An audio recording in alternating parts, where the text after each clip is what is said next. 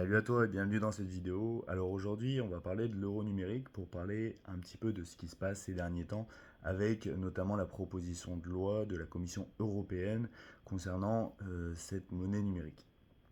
Alors pour commencer, l'euro numérique, ça va être une monnaie qui va être contrôlée par la Banque centrale européenne.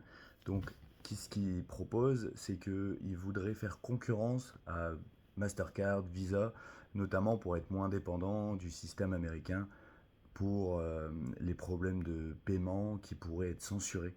C'est également vu comme une alternative au cash, une modernisation des paiements et pour un peu plus de liberté dans ce qu'ils proposent. On verra un petit peu plus tard, pour moi, qu'est-ce qu'il y a de problématique dans le mot liberté qu'ils utilisent. C'est parti. Ce qu'il y a de problématique pour moi, c'est la Commission européenne qui n'est pas élue démocratiquement. C'est pas toi ou moi qui avons voté pour cette commission et elle va proposer des textes de loi sur un sujet aussi sensible que l'émission d'une nouvelle monnaie de l'euro numérique. On pourrait dire que l'euro, il est déjà numérique, ce qui est vrai, mais sauf que là, ce serait lié à la banque centrale, comme je te disais. Et ça pourrait poser problème au niveau de la liberté justement qu'ils vont utiliser.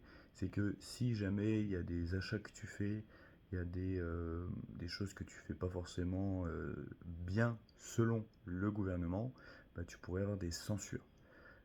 À terme, bien sûr, que pour l'instant, ils vont pas directement dire ça. Évidemment qu'ils vont pas dire ouvertement on va vous censurer.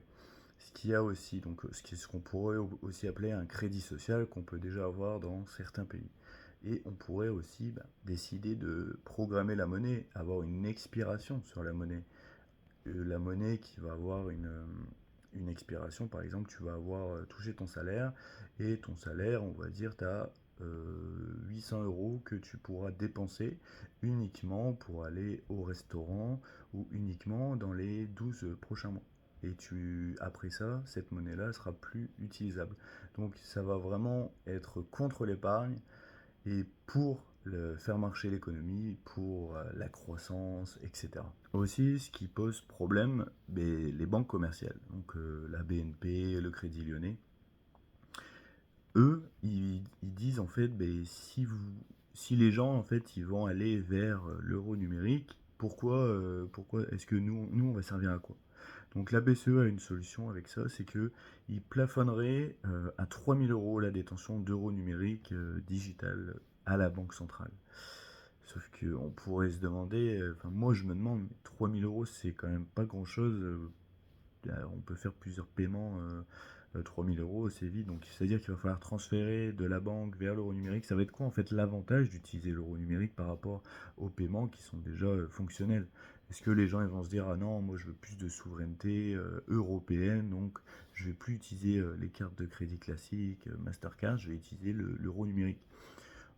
Objectivement, j'espère pas, parce que quand on creuse justement tous les points que j'ai évoqués au niveau de la censure possible, au niveau de la programmabilité de la monnaie, pour moi, c'est assez problématique. Voilà, pour conclure cette vidéo, on pourrait se poser des questions, mais qui va décider demain de la monnaie, de la créer comme on veut? C'est déjà le cas, mais sauf que là, ce sera beaucoup plus programmable et beaucoup plus prédictible, parce qu'ils pourront contrôler le moindre euro en circulation, à terme, hein, peut-être pas maintenant, dans X années. euh, L'interdiction d'utiliser cet argent pour telle chose, selon le gouvernement. Quelle garantie on va avoir juridique? Est-ce qu'il y aura des protections de l'utilisateur?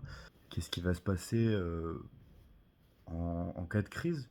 Est-ce que si on a un Covid bis, on pourrait avoir des personnes qui se feraient interdire d'aller au restaurant parce qu'ils ne sont pas vaccinés? On pourrait se poser ce genre de questions en fait. Jusqu'à quelle limite?